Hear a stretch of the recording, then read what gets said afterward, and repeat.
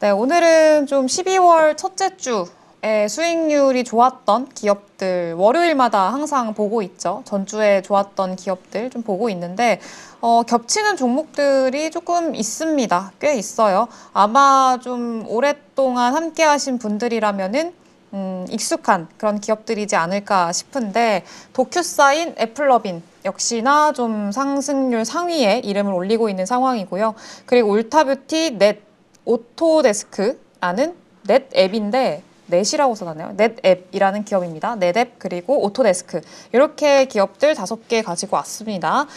도큐사인 같은 경우에는 뭐 최근에도 많이 말씀을 좀 드렸던 종목 중에 하나기도 하고요. 애플러비는 워낙에 최근에 상승률이 좀 좋습니다. 지금 뭐 한 분기 동안에만 300% 이상 상승이 나왔을 정도로 좀 꾸준히 상승이 나오고 있는 기업이고요. 그리고 뭐 울타뷰티는 뭐 뷰티 쪽 이름에서 아시다시피 그리고 넷앱 같은 경우에도 이제 AI 플랫폼 그리고 오토데스크도 AI 플랫폼 좀 이렇게 보시면 좋을 것 같아요. 그래서 AI 소프트웨어 플랫폼이나 뭐 클라우드 이쪽 사업을 영위하고 있는 기업들이 대부분 좀 상승률 상위에 이름을 올리고 있는 상황이고요. 지금 이렇게 추리고 있는 종목들 대부분이 다 그 ROE가 50% 이상 성장한 그런 기업들을 기준으로 추리고 있는 상황이거든요. 그래서 어느 정도 실적의 성장이 좀 뒷받침이 되는 종목들이다라는 것들을 생각을 했을 때 지금 AI 소프트웨어에 대한 관심도가 굉장히 높은 상황이고 그리고 실제로 AI를 접목시킨 기업들이 실적이 가시화되고 있는 상황이다라는 것도 지금 포인트로 좀 잡아볼 수가 있을 것 같습니다. 그래서 미국 증시 안에서는 AI 소프트웨어 관련한 기업들이 상당히 분위기가 좋은데 우리 시장에서는 지금 워낙에 좀 불확실성이 크고 좀 불안정한 상황이다 보니까 이런 호재성 이슈들은 딱히 시장에 반영이 되고 있지는 않은 것 같아요. 그래서 이런 것들은 뭐 시차를 두고 반영할 가능성이 매우 높기 때문에 뭐 국내 시장에서도 관심은 계속 지속적으로 가져야 되지 않을까라고 생각을 하고요. 미국 주식 하시는 분들은 뭐 AI 소프트웨어 관련한 기업들은 뭐 빼고 얘기를 할 수가 없을 것 같아요. 네, 그래서 아무튼 좀 보자면 도큐사인이랑 애플러비는 좀 이전에도 한 두어 번 정도 다뤘던 종목들이어서 간단하게 짚고 넘어갈게요. 도큐사인은 지난주 금요일 날 하루 만에 좀 급등세를 좀 시연을 했습니다. 이전에도 꾸준히 그래도 우상향을 하고 있던 기업이었었는데 갑자기 큰 폭의 상승세를 좀 보여주는 그런 모습들 보여줬고요. 그리고 이번에 3분기 실적이 좀 잘 나왔습니다. 네, 그러면서 시장에서 좀 관심을 많이 받았다 이렇게 보시면 될 것 같아요.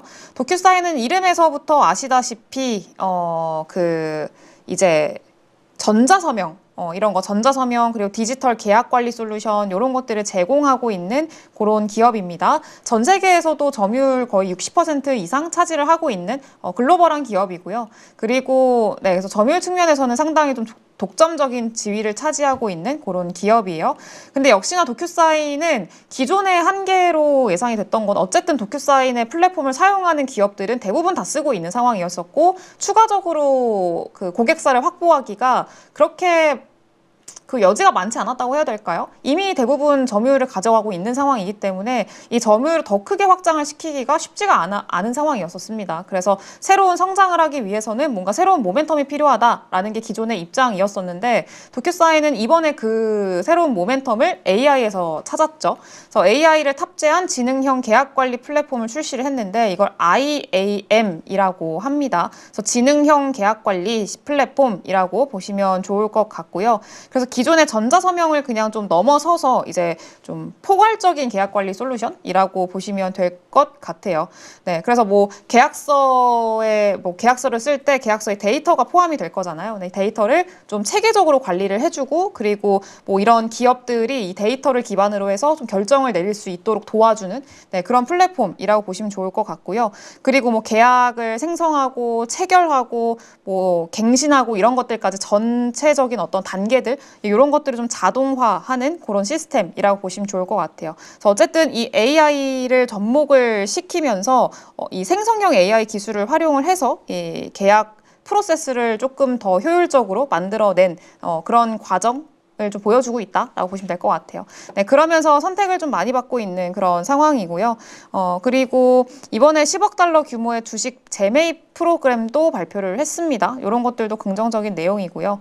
요거는 최근에 도큐사인을 악용한 피싱 공격 사례가 발견이 됐대요. 보안에 대한 우려가 제기되고 있다라고 하는데 이거는 이제 단기적인 좀 리스크로 그냥 변동성을 야기할 수 있을 만한 요인으로 작용을 하고 있기는 한데 뭐 주가상으로는 그렇게 크게 영향을 주지는 못하고 있고요. 이런 내용들이 있구나 정도로만 좀 체크를 해보시면 좋을 것 같아요.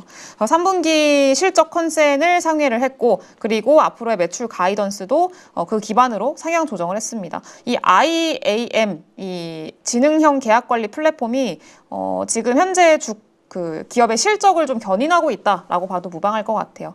그래서 앞으로의 어떤 IAM의 플랫폼의 기여도, 실질적인 기여도가 좀 누적돼서 가시화가 되는지는 지속적으로 확인을 할 필요는 있다라는 것들도 좀 체크를 해보면 좋을 것 같습니다. 이제 슬슬 좀 뭔가 모멘텀으로 작용을 하고 있기는 한데 이게 진짜 본격적으로 확장이 될 거냐 여부는 조금 더 지켜봐야 될 것 같아요.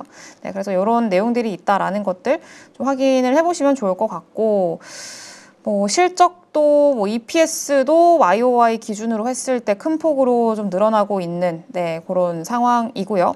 연간 기준으로 했을 때 내년도에 EPS 증가율이 뭐 거의 800% 이렇게 예상을 하고 있네요. 네. 아무튼 지금 뭐 현재 굉장히 좀 큰 폭의 성장세를 좀 보여주고 있다라는 것들 보여주면 좋을 것 같고 그렇습니다. 그리고 애플러빙 같은 경우에도 마찬가지로 소프트웨어 플랫폼을 통한 모바일 마케팅이랑 모바일 게임 이런 것들 운영하고 있는 기업이고요. 모바일 게임보다는 최근에 애플러빙이 좀 시장에서 주목받고 있는 거는 역시나 소프트웨어 플랫폼을 통한 모바일 마케팅입니다. 더 최적화를 시켜가지고 이 플랫폼을 활용하는 그 고객사들한테 그 AI를 통해서 좀 자동으로 타겟팅해서 광고를 좀 할 수 있게 만들어주는 그런 플랫폼을 보유하고 있는 기업이라고 보시면 좋을 것 같고요. 그래서 AI를 접목한 광고 추천 엔진 엑스온 성과가 과시화되고 있는 상황이다라고 보시면 될 것 같아요. 이것도 마찬가지로 AI입니다. 3분기 실적이 나왔는데 실적이 괜찮게 나왔고요. 그리고 특히나 이 실적의 호조를 좀 견인을 했던 요인이 소프트웨어 플랫폼 매출이 전년 동기 대비해서 66%나 증가하면서 이뤄졌다라는 것들이 긍정적으로 좀 영향을 줬습니다. 애플러빙은 사실 최근에도 좀 가파르게 상승이 나오고 있었는데 그 기울기가 점점 가팔라지고 있어요. 단기적으로는 좀 주가가 많이 오르기도 했고요. 그래서 AI 소프트웨어 뭐 이런 좀 기대감이 여전히 있는 거는 맞지만 조금 이 주가가 단기적으로 너무 많이 올랐고 좀 펌핑이 좀 많이 돼 있기는 사실인 것 같다라는 생각이 좀 들기는 합니다.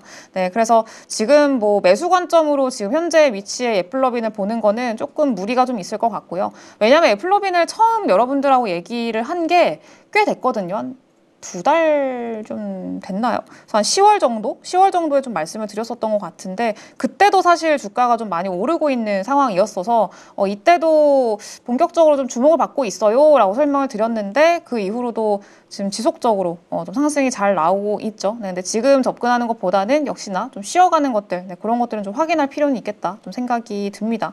물론 실적의 성장세도 좀 가파르게 나타나고 있고 성장이 빠르게 나타나고 있어서 그런 것들이 좀 주가의 동력으로 작용을 하고 있긴 합니다만 역시나 좀 단기간에 너무 급하게 오른 것들은 좀 부담이 있을 수밖에 없는 상황인 것 같아요.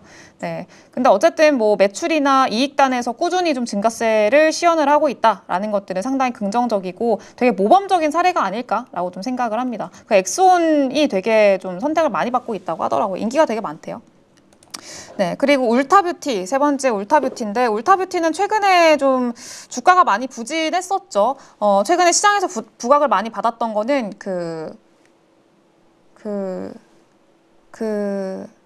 아저씨, 그 할아버지 갑자기 이름이 생각이 안 나요.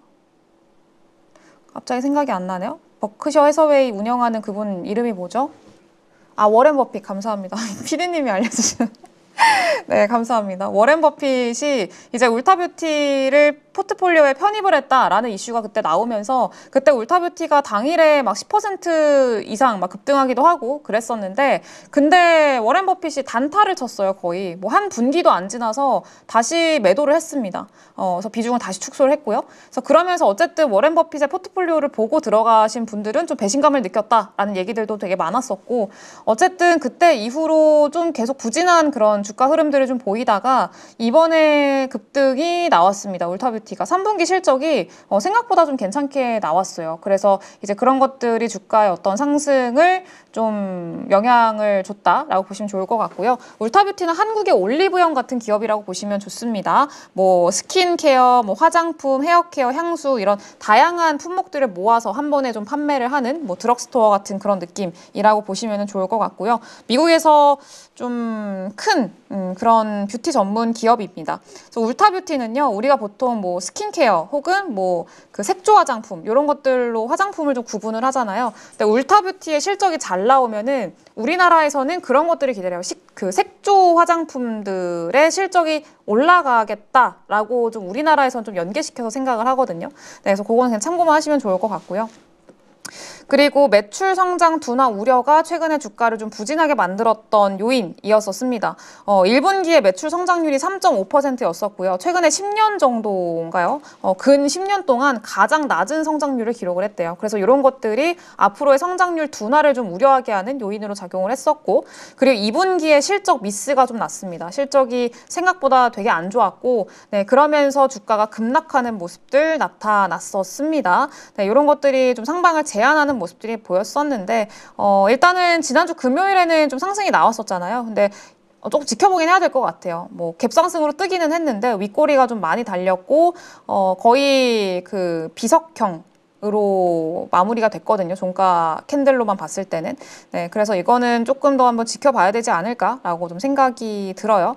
네, 그리고 울타뷰티 같은 경우에는 세포라는 우리나라에도 세포라 있죠. 네, 근데 세포라와의 경쟁이 좀 심화되고 있는 상황이어서 점유율 간의 어떤 뺏고 뺏기기 이런 것들이 좀 지속이 되고 있는 것 같아요. 그래서 지금 대략적으로 세포라의 점유율이 한 37% 정도 되고요. 그 다음이 울타가 32% 정도 점유율 보유를 하고 있다라고 합니다. 그래서 지금 세포라한테 좀 점유율 측면에서 뺏긴 것들도 좀 있고 앞으로도 조금 우려되는 사항들이 있어서 좀 시장에서는 걱정을 많이 하고 있는 것 같아요. 근데 주가적인 매력도 자체는 상당히 높지 않나라고 생각을 합니다. 왜냐하면 이 화장품 기업들, 특히나 울타뷰티나 뭐 세포라가 또 마찬가지기는 한데 시장이 별로 안 좋을 때 어느 정도 가치주의 역할을 하는 것들은 또 화장품 이런 울타뷰티 같은 소비 관련한 기업들이기도 하거든요. 작은 소비, 가성비 소비 관련한 그런 기업들이기도 하거든요. 워낙에 또 저가 제품부터 고가 제품까지 다양하게 품목들을 좀 판매를 하고 있다 보니까 가치주적인 성격이 상당히 강합니다. 미국 주식 안에서는. 네, 근데 어쨌든 그런 내용들이 좀 있고요. 온라인과 오프라인 매장을 결합한 옴니채널 전략을 이용하고 있다라고 하고, 그리고 공급망 비용 증가인데 앞에 공이 빠졌네요.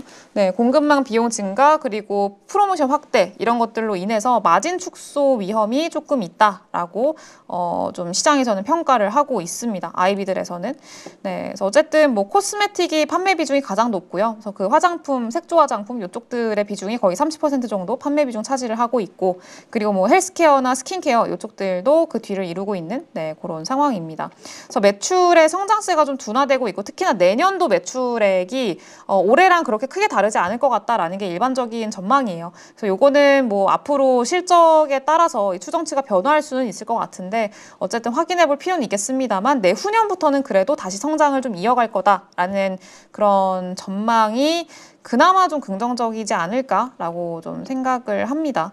네, 근데 실적상으로는 아직까지는 크게 막 두드러지는 모습들을 보여주지는 못하고 역시나 바닥권에 대한 기대는 있지만 실적이 확장으로 돌아서는 것들은 좀 제한적이어서 요거는 계속 좀 지켜볼 필요는 있을 것 같아요. 그래서 가격적인 메리트를 보고 좀 미리 선제적으로 들어가기에는 조금 무리가 있는 가격대긴 하다라고 좀 생각이 듭니다. 왜냐면 지난주 금요일날 급등했잖아요. 그래서 일단 갭상승으로 떴기 때문에 지금 구간에서 저가 매력도를 찾기에는 조금 애매한 구간이라고 좀 생각이 들어요. 그래서 데이터를 좀 확인할 필요는 있다라고 좀 판단을 하고요.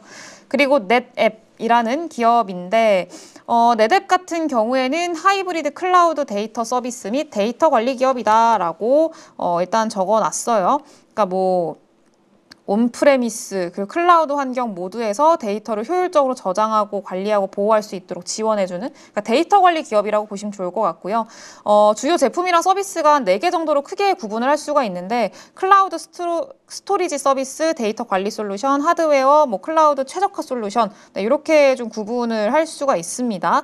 근데 뭐 클라우드 스토리지 서비스 같은 경우에는 그냥 이름에서 그대로 클라우드에서 데이터를 저장하는 그런 서비스라고 보시면 좋을 것 같고요. 뭐 아마존 웹 서비스라던가 그리고 뭐 마이크로소프트의 애저 그리고 구글 클라우드 이런 기업들하고 좀 협업을 해가지고 거의 뭐 온프레미스 데이터 센터랑 비슷한 환경 수준에서의 어떤 서비스를 제공을 하고 있는 네, 그런 상태라고 보시면 좋을 것 같고요. 대기업들과의 어떤 협업이 굉장히 많이 되고 있습니다. 네, 그리고 뭐 데이터 관리 솔루션 같은 경우에는 온탭이라고 해서 이거 뒤에 세 번째에도 써놨는데 통합 스토리지 운영 체제인 넷앱 온탭에서 AI 지원 기능을 추가했다라고 합니다. 그래서 이제 좀 데이터 관리를 위한 솔루션인데 이거를 AI를 접목시켜서 조금 더 효율적으로 데이터 관리가 좀 진행될 수 있도록 하고 있는 거라고 보시면 좋을 것 같고요. 그리고 뭐 하드웨어 또 담당을 하고 있고 그래서 뭐 하드웨어 제품군 좀 제공을 하고 있고요. 그리고 뭐 네 번째는 클라우드 최적화 솔루션인데 이것도 좀 뭐 비용을 효율적으로 좀 조절을 해가지고 클라우드를 최적화하는 네, 그런 내용들이 좀 있다라고 보시면 될 것 같습니다. 네, 그래서 이런 것들이 좀 있고 클라우드 전환 하고 데이터 관리 수요 증가 이런 것들로 인해서 최근에 좀 외형 확장이 일어나고 있다라는 네, 그런 내용들 체크해 보시면 좋을 것 같고요. 그리고 또 긍정적인 포인트는 좀 비용 관리를 진행을 하고 있어요. 1월 달에는 인원 축소를 발표를 했고 6월 달에는 새로운 전문 영업팀을 포함하는 좀 개편안을 발표를 했습니다. 그래서 내부적으로 좀 변화를 하겠다, 변화를 좀 시키겠다라는 그런 것들은 좀 긍정적이지 않을까 생각을 합니다. 그래서 인원 축소에 대한 좀 효과들은 이제 차차 좀 가시화가 되기 시작한 시점이라고 보시면은 네, 좋을 것 같아요. 그래서 뭐 매출액이나 그리고 뭐 순이익이나 이런 것들은 증가율 좀 차근차근 늘어나고 있는 상황이어서 네, 그렇습니다. 순이익 증가율도 내년 기준 한 20% 정도 이렇게 좀 예상을 하고 있는 상황이고 네, 그런 것들이 지금은 좀 긍정적인 내용이라고 보시면 될 것 같아요.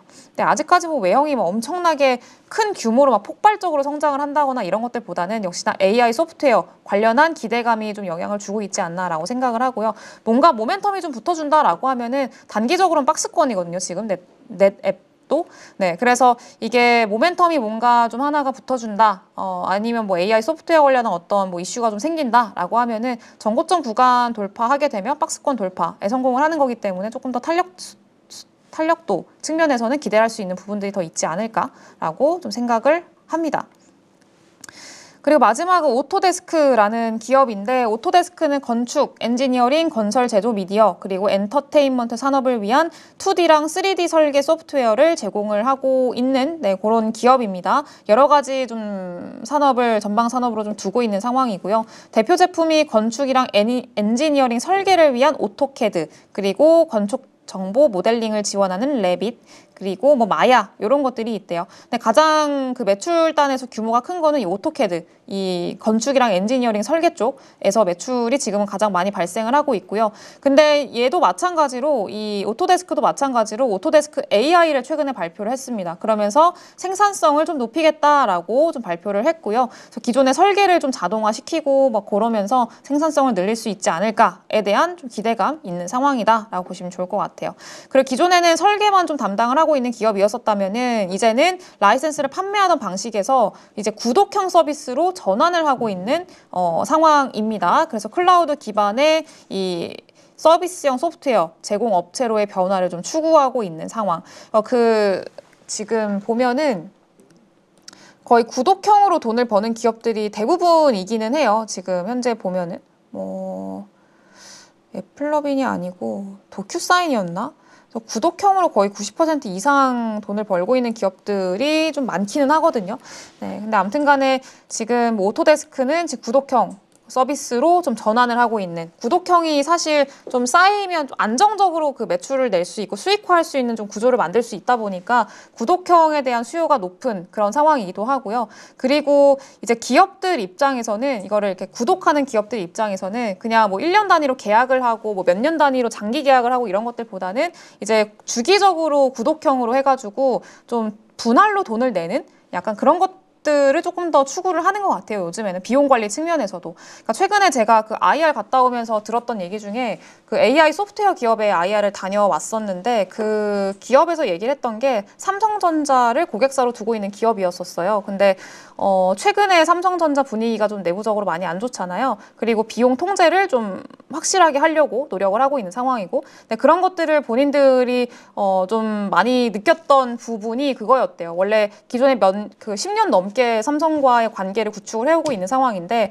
항상 몇 년 단위, 뭐 3년, 5년 이렇게 장기 계약으로 체결을 했었는데 어느 순간부터, 그러니까 특히 올해부터 이제 그쪽에서 구독형으로 이제 조금 짧게 한 달에 한 번씩 이렇게 좀 하는 걸로 전환을 하면 안 되냐라는 그런 제안이 좀 있었다고 하더라고요. 그래서 그런 식으로 비용 통제를 하려고 하는 그런 기업들의 니즈들이 좀 있는 것 같아요. 그래서 어쨌든 그쪽에 어떤 니즈들도 있고, 그리고 뭐 이런 기업들, 그걸 제공해주는 기업들 입장에서는 매달 어쨌든 안정적으로 좀 구독형으로 추구를 할 수 있는 거고, 그리고 이 구조 자체가 오랜 시간 구독을 하면 할수록, 그리고 사용을 오래 하면 오래 할수록 더 그 비용이 늘어나는, 그러니까 더 많은 그 수익을 창출할 수 있는 구조인 기업들도 있거든요. AI 소프트웨어 기업들 중에서는. 네, 그래서 그런 기업들 같은 경우는 오히려 좀 좋죠. 그런 부분을 생각을 하면은.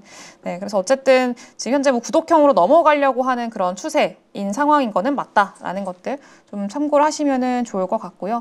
네, 그래서 뭐 그렇습니다. 그래서 뭐 실적은 보시면은 될 것 같고요.